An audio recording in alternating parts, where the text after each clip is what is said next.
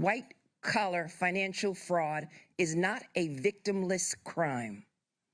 When the powerful break the law and take more than their fair share, there are fewer resources available for working people, small businesses, and families.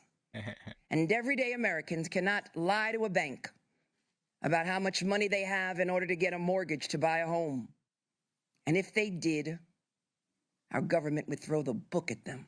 A few moments later. You recommended that the DOJ investigate New York Attorney General Letitia James. Well, I know that we are mortgage experts, and we only refer things that we think are mortgage fraud, and we stand 100% behind the letter. I'll let the letter speak for itself. You can't throw stones from a glass house, and Letitia James built a whole entire mansion of glass while going after Trump. Let's talk about the real fraud case now. And we are back, and we're back, y'all. Thank you for watching today. Go ahead and hit that like. We refer things that we think are mortgage fraud, and we stand 100% behind the letter. I'll let the letter speak for itself. And we are back, and we're back, y'all. Thank you for watching today. Go ahead and hit that like button, my people. You know that it helps us out a ton, and of course it helps you because it helps us. Now, y'all, we have been talking about Letitia James and her mortgage discrepancies.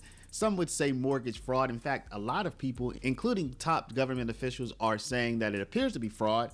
And one thing that everybody has been thinking about, I think, is that maybe she may be liable in a criminal sense and may face prison time up to 30 years, right?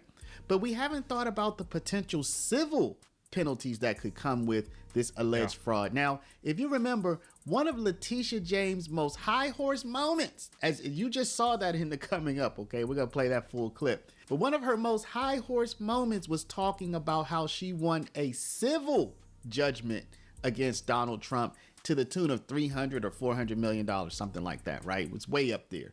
So she herself could face civil penalties as a result of her alleged fraud. And as you can see here, Sam E. Antar, the man, the myth, the legend who's been behind this entire Letitia James fraud push, he is saying that getting her on a civil fraud charge could actually be a lot easier than on the criminal charge. And of course, this could potentially cost her millions of dollars.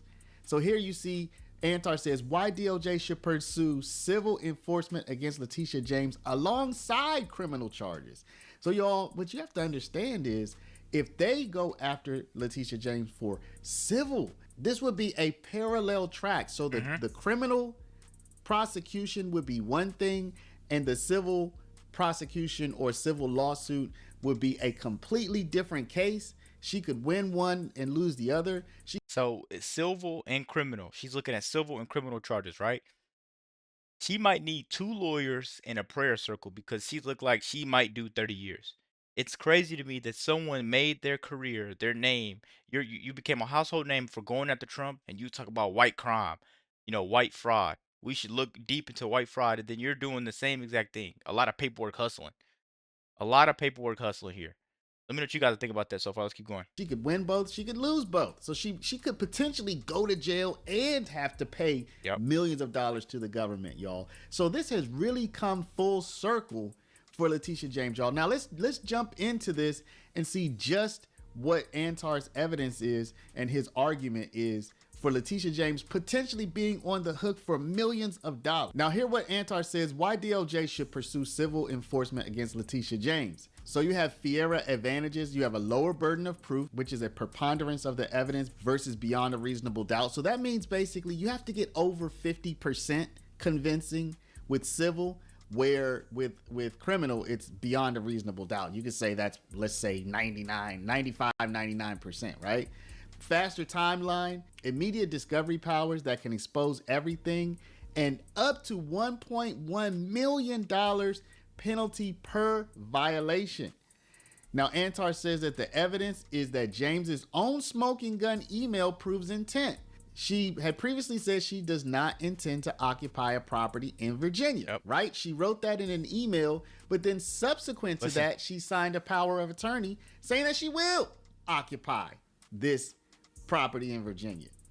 And of course, not only does she have that potential owner occupancy fraud situation, but she also has been claiming, according to Antar, for over 20 years. So the reason, guys, that's the game changer.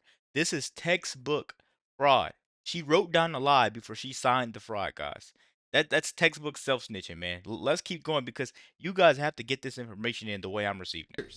That a New York property was a 4-unit when in fact it was a 5-unit. This would give both mortgage and insurance benefits, potentially saving hundreds of thousands, maybe even millions of dollars of mortgage interest over time. And guys, that wasn't some Zillow mistake. That's 20 years of benefits she got. And then she tried to turn around and make taxpayers pay for her to go after someone when she's doing the same exact thing. This is so slimy and conniving. I don't know what angle you would even go. And then, of course, getting better rates on property insurance. Now, Antar says this is urgent. With the 2026 election approaching and James running for re-election, the voters deserve answers. Civil discovery can secure evidence while criminal prosecutions build their case. And of course, this is something that we're pointing out with this video. It's ironic, y'all. I'm about to play this clip. Look at how high is the horse that Letitia James is sitting on while she's talking about Donald Trump at the same time, Oscar level allegedly hypocrisy. doing the same thing, y'all. It's wild. The irony: James prosecuted Trump for property misrepresentations, declaring no one is above the law. Now she faces identical scrutiny. With documentary evidence, few fraud cases can match. DOJ has authority precedent and a written confession delivered by defendant's own attorney. The civil case can practically write itself. Now, y'all, I will place a link to White Collar Fraud where you can read more about this, okay? So what we're gonna do now, y'all, we're gonna shoot into this video of Letitia James on her high horse. Just soak it all in, y'all. Just as you watch this video, just remember that as you watch her talking, she at the same time, y'all, everything that we know about her has already happened. Yep. She's already signed this power of attorney saying she would live in Virginia. She's already allegedly been claiming that a 5-unit building was a 4-unit building.